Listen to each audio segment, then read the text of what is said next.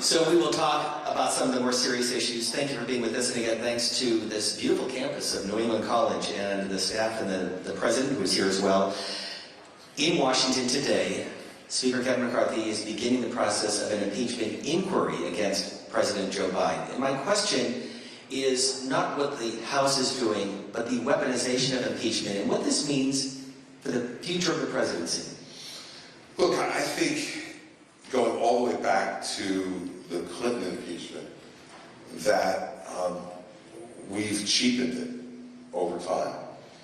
And I remember thinking at the time that, Richard Nixon resigned in order to avoid putting the country through an impeachment proceeding. He did the right thing. He did. I mean, and you look back on it now, and in the last 50 years, that turns out to have been a great act of patriotism by somebody who probably knew they were going to be convicted. Goldwater told them, but that also tells you another difference in our system.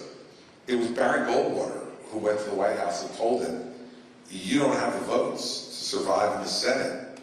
And he said, how many do I have? And Goldwater said 6 or 7, and not mine. And said that to the President of the United States right across from him in the White House. Everybody now keeps their uniforms on.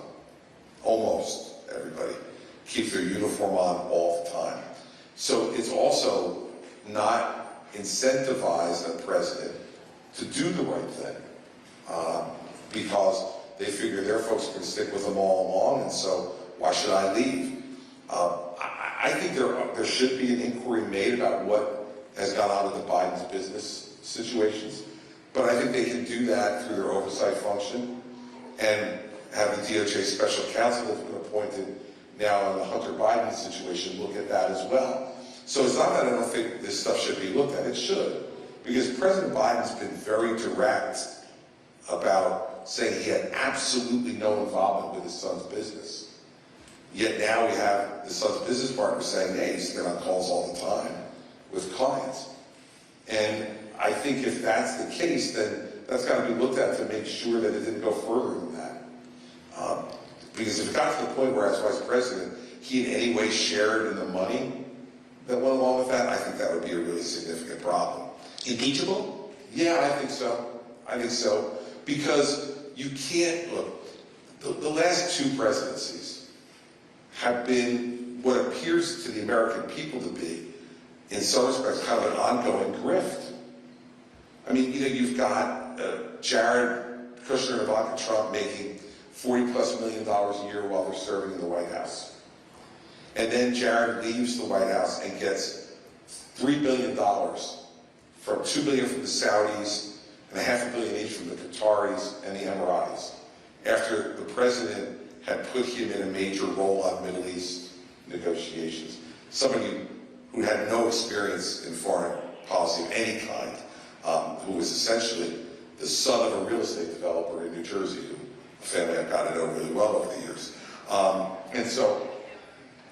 And things like Donald Trump paying Kimberly Guilfoyle, his son's girlfriend, $60,000 out of campaign money to give a 3-minute speech on January 6th at the rally.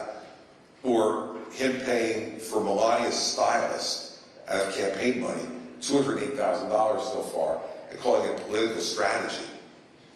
And then now Joe Biden, look, what we can say about Hunter Biden, and I knew Beau Biden pretty well. I was he was Attorney General of Delaware, and we did some matters, our offices together. He was a very straight, upfront, bright guy. I don't see any reason why anybody would be hiring Hunter for anything unless his name was Biden. And that's a concern, because you now look at it, and it's made me say things like, if I'm elected president, nobody from the Christie family will benefit financially from my presidency. When did you ever have to say that before?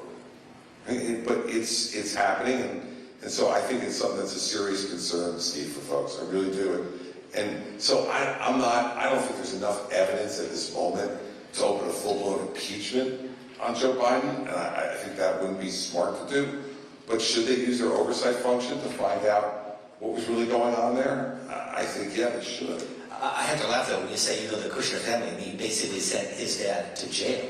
Basically, I did. So are you saying that the Trump family is corrupt? Yes.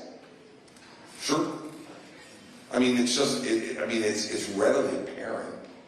I mean, when you pay your son's girlfriend 60 grand out of campaign money to give a 3-minute speech, you're using money that people donated to you. And by the way, that money was donated by people who wanted to fund him to fight the stolen election.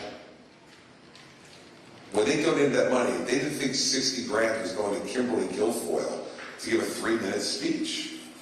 They didn't think $208,000 was going to Melania's stylist, right? So I don't know what you would call that other than corrupt. And sending Jared Kushner to the Middle East and then having him within 6 months.